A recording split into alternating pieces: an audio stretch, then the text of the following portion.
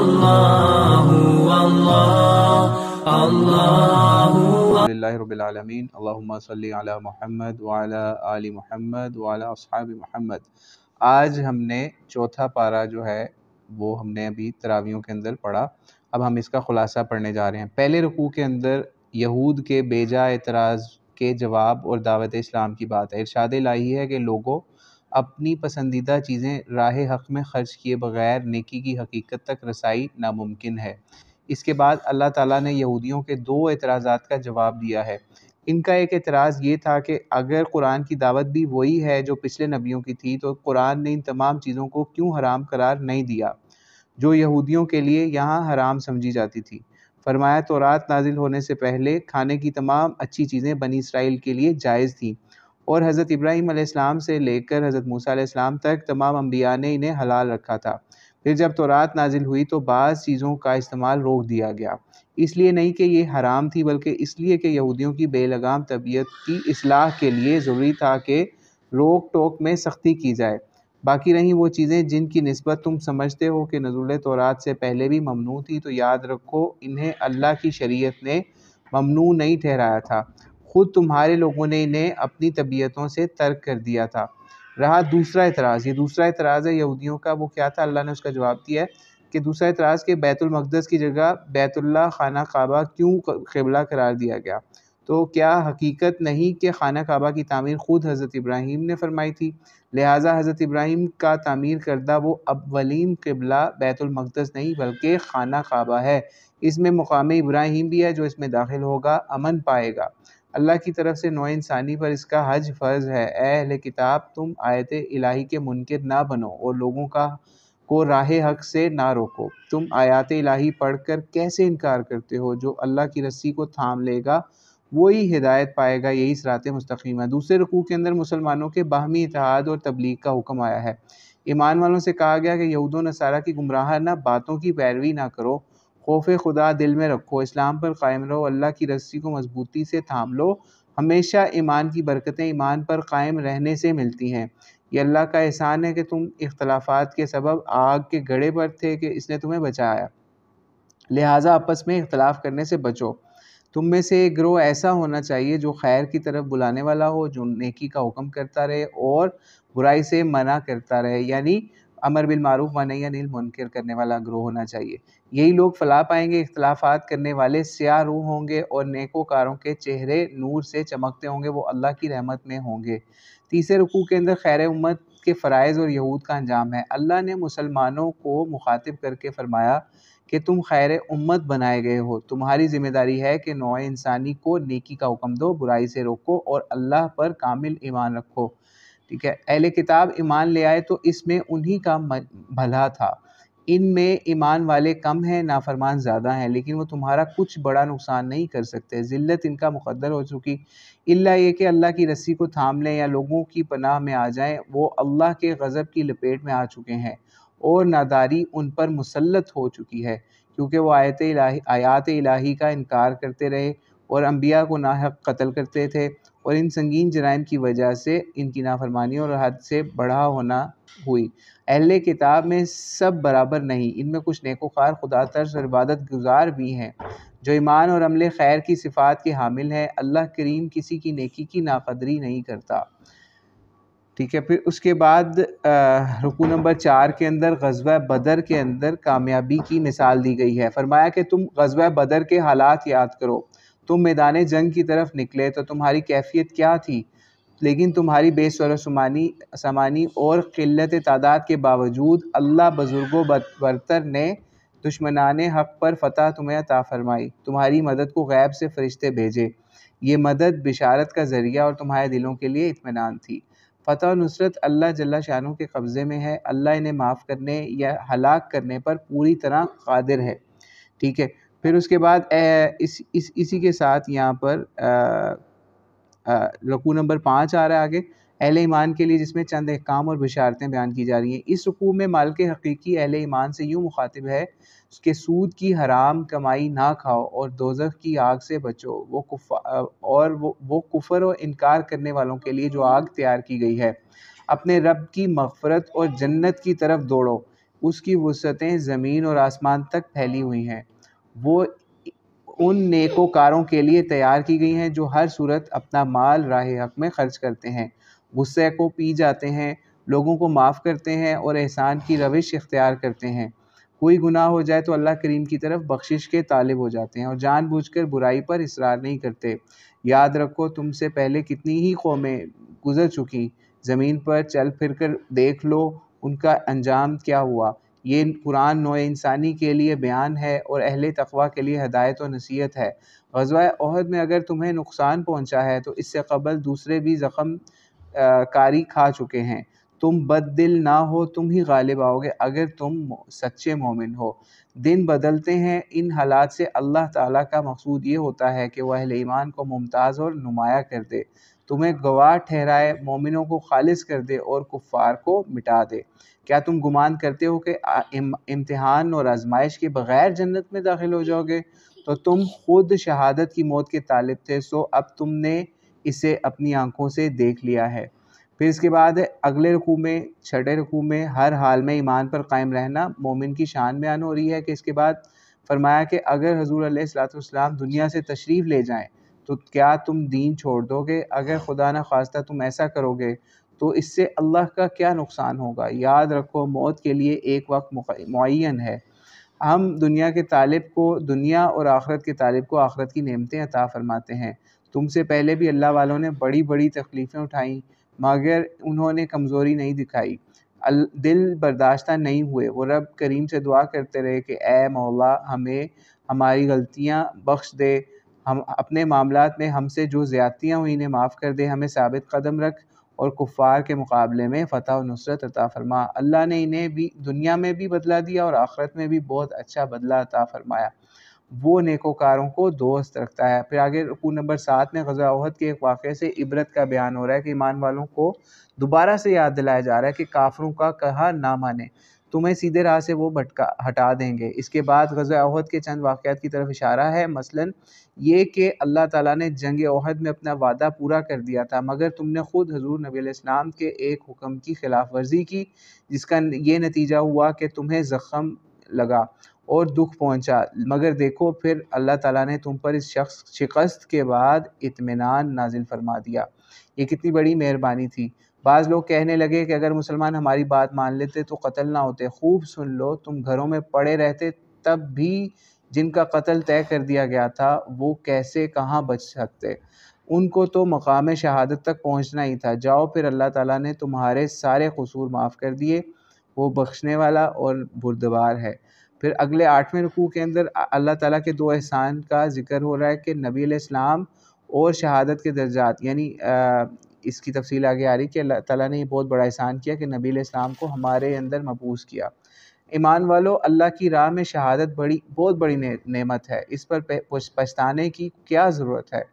اس پر تمہیں بخشش ملے گی اور رحمت، اور یہ وہ مقام ہے جو دنیا کی ہر نعمت سے بڑھ کر ہے۔ یہ اللہ تعالیٰ کا کتنا بڑا احسان ہے کہ اس نے تمہاری طرف نبی علیہ السلام کو مبعوث فرمایا جو کسی طور پر بھی سخت مزاج نہیں تھے۔ ساتھ ہی حضور علیہ السلام کو حکم ہوا کہ آپ ان کے قصور معاف کر دیں کیونکہ اس میں ان کی بد نیتی کا کوئی دخل نہیں، آپ ان سے مشورہ کر لیا کریں، لیکن کسی بات کا عزم کر لیں تو اللہ پر بھروسہ کر کے عمل پیرا ہو جائیں۔ پھر مسلمانوں کو یاد دلایا کہ وہ یہ نہ بھولیں کہ اصل مدد تو اللہ کی ہی طرف سے ہے، اور وہ مدد کرے تو تم پر کوئی غالب نہیں آ سکتا، اور وہ مدد کرنا چھوڑ دے تو تمہارا مددگار کوئی نہیں ہو سکتا۔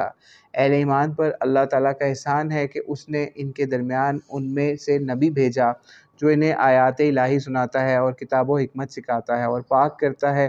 جو مصیبت آگے ذکر ہو رہا ہے کہ جو مصیبت جنگ احد میں آئی، اس میں ایک تو تقدیر کا دخل تھا، دوسرا یہ کہ بعض تدبیروں کا بھی دخل تھا۔ یاد رکھو اللہ کی راہ میں آنے والے اللہ کی راہ میں شہید ہونے والے زندہ جاوید ہیں، ان کے بارے میں یہ خیال بھی نہ کرنا کہ وہ مر گئے ہیں، تو وہ تو اپنے رب کے فضل اور انعام پر خوش ہیں اور اپنے پیچھے رہ جانے والوں کو اللہ کریم کی نعمتوں کی بشارتیں دے رہے ہیں۔ 9ویں رکوع کے اندر اہل ایمان کا امتحان اور ان کے درجات کا ذکر ہے۔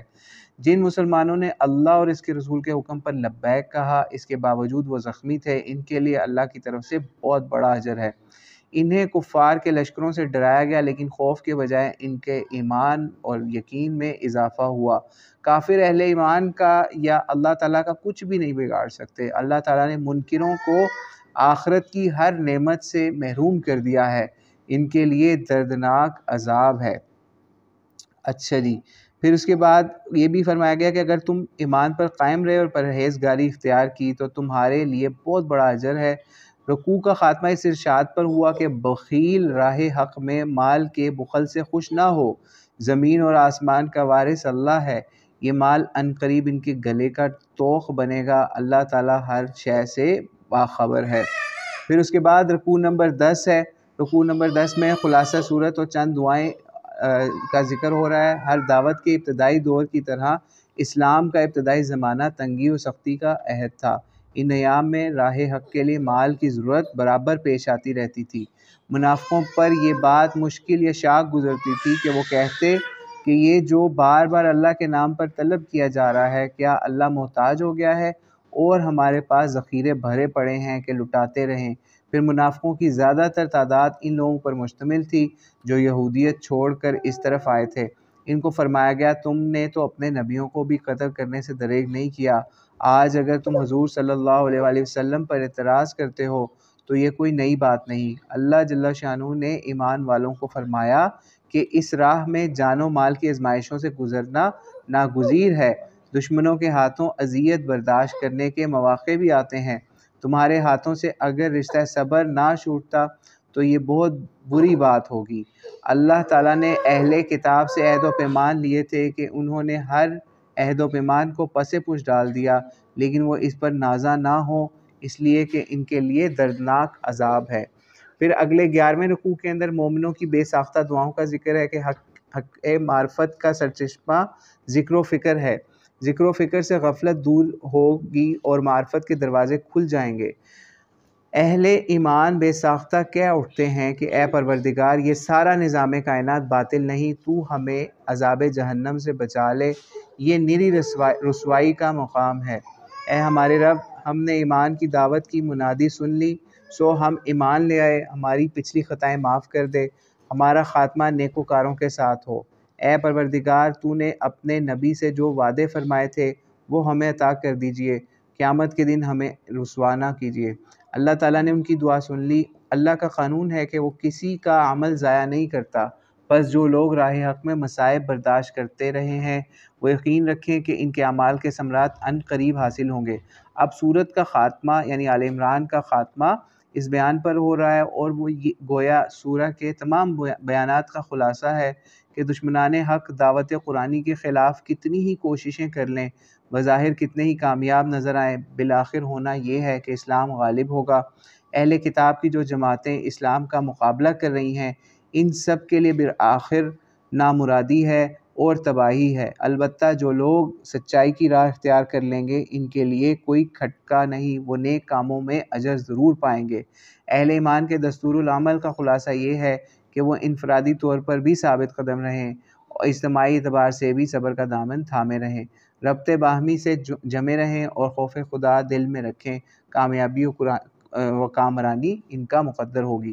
سورہ نساء کا آغاز ہو رہا ہے بسم اللہ الرحمن الرحیم۔ سورہ کے نام سے ظاہر ہے کہ اس سورہ کا زیادہ حصہ خواتین کے مسائل پر مشتمل ہے۔ اس کے علاوہ دوسرے متعدد مضامین اس میں آئے ہیں، خصوصاً جہاد اور قتال، اس سے متعلقہ احکام، نکاح اور اس کے علاوہ تعداد ازواج اور وراثت کے بہت سے مسائل۔ ابھی رکوع نمبر 12 کے اندر رکوع نمبر 12 کے اندر اس کا آغاز ہو رہا ہے، تو اس میں ارشاد الہی ہے، اے لوگو اپنے رب سے ڈرتے رہو جس نے سب کو ایک ہی ماں باپ سے پیدا کیا، سب آدم اور حوا کی اولاد ہیں، تمہیں قرابت داری اور رشتہ داری کا احترام قائم رکھنا چاہیے، یتیموں کے حقوق ادا کرنا بڑی ذمہ داری کی بات ہے، طاقتور سرپرست اپنے رشتہ دار یتیموں کا مال ہڑپ کرنے کی تدبیریں ہرگز نہ کریں، انصاف پر قائم رہ سکتے ہوں تو 4 تک عورتوں سے نکاح کی مشروط اجازت ہے، اگر انصاف کرنے کی ہمت نہ ہو تو ایک ہی نکاح کریں، عورتوں کو ان کے مہر خوش دلی سے ادا کریں، اگر وہ خود اپنی مرضی سے کچھ چھوڑ دیں تو دوسری بات ہے، روپیہ پیسہ گزر اوقات کا ذریعہ ہے، وارث نادار یتیموں کے ہاتھوں میں پیسے اس طرح سے نہ دیں۔ یتیم جب سوجھ بوجھ کی عمر کو پہنچ جائیں تو ان کے مال ان کے سپرد کر دیں۔ کوئی سرپرست یتیم کے بڑے ہو جانے کے اندیشے سے اس کا مال اور جائیداد بالغ ہونے سے پہلے ہی ٹھکانے لگانے کی کوشش نہ کرے، یعنی ان کو ہڑپ نہ کرے۔ وراثت میں مردوں اور عورتوں کے حصے مقرر کر دیے گئے ہیں، تاہم وراثت کی تقسیم کے وقت اگر غیر حصہ دار مسکین، یتیم وغیرہ آ جائیں تو وارث باہمی مشورے سے ان کی کچھ نہ کچھ خدمت کر دیں۔ یتیموں کا حق مارنے والے ڈریں کہ ان کے بچے بھی یتیم ہو سکتے ہیں۔ جو لوگ یتیموں کا مال ناجائز طور پر کھا رہے ہیں وہ اپنے پیٹوں میں جہنم کی آگ بھر رہے ہیں۔ رکوع نمبر 13 کے اندر تقسیم ترکہ و میراث کے احکام ہے۔ مرنے والے کا ترکہ اس طرح تقسیم ہوگا کہ پہلے اس کے مال سے کفن دفن کا انتظام کیا جائے گا، پھر اس کے قرضے ادا کیے جائیں گے، پھر اس نے اگر کوئی وصیت کی ہوگی تو اس کل مال کا 1/3 سے پوری کی جائے گی اس وصیت، یعنی کہ اس کے بعد وراثت ان اصولوں کے تحت طے ہوگی یا تقسیم ہوگی۔ مرد کا حصہ 2 عورتوں کے برابر۔ اگر میت کی وراثت 2 سے زائد لڑکیاں ہوں تو انہیں ترکے کا 2/3 دیا جائے گا۔ اگر ایک لڑکی وارث ہو تو آدھی جائیداد اس کی ہے۔ ماں باپ کو 6واں حصہ ملے گا۔ بیوی مر جائے اور اس کی اولاد ہو تو خاوند کو 4واں حصہ ملے گا۔ اگر خاوند مر جائے اور اس کی اولاد ہو تو بیوی کو 8واں حصہ ملے گا۔ اگر خاوند کی اولاد نہ ہو تو بیوی کو 4واں، اور اگر بیوی کی اولاد نہ ہو تو خاوند کو آدھا مال مل جائے گا۔ اگر میت صاحب اولاد نہ ہو اور والدین وارث ہوں تو ماں کو 3واں حصہ دیا جائے گا۔ اگر میت کے بہن بھائی ہوں تو ماں 6 حصے کی حقدار ہوگی۔ اگر مرنے والا بے اولاد مرا اور اس کے ماں باپ بھی زندہ نہیں مگر اس کا ایک بھائی یا ایک بہن ہے تو بھائی اور بہن ہر ایک کو 6واں حصہ ملے گا۔ بھائی بہن ایک سے زیادہ ہوں تو کل جائیداد کے 1/3 حصے ہیں وہ سب شریک ہوں گے۔ یہ اللہ کے حکم ہیں، ان پر عمل کرنے سے جنت ملے گی اور یہ بہت بڑی کامیابی ہے۔ ان کی نافرمانی سے دوزخ کا رسوا کن عذاب ملے گا۔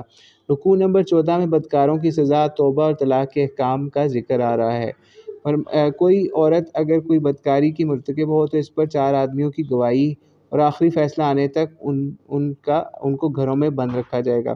مجرموں کے ساتھ ایسا رویہ اختیار کرو کہ وہ اصلاح پر مجبور ہو جائیں، تو یہ ان کی توبہ ان کی قبول ہے جن سے نادانی کے باعث کوئی برا کام ہو گیا، پھر انہوں نے جلد توبہ کر لی۔ جو لوگ توبہ کرنے کے لیے موت کی گھڑی کا انتظار کر رہے ہیں انہیں پتہ چلنا چاہیے کہ اس وقت کی توبہ بے معنی ہے اور ان کی توبہ بھی قبول نہیں ہوگی جو کفر کی حالت میں مر جائیں گے۔ عورتوں کے زبردستی وارث نہ بنو، انہیں تنگ کر کے ان کے مہر اڑانے کی یعنی حق مہر لوٹنے یا اڑانے کی کوشش بھی نہ کرو۔ ہاں وہ صریح طور پر اگر چھوڑ دیں یا پھر کوئی اور مسئلہ ہو تو اور بات ہے۔ ناجائز طریقے اختیار کر کے مہر وصول کرنا ظلم ہے، خواہ تم مہر میں ڈھیر سارا مال دے چکے ہو۔ اپنے باپوں کی بیویوں سے نکاح کرنا بہت بڑی بے حیائی ہے۔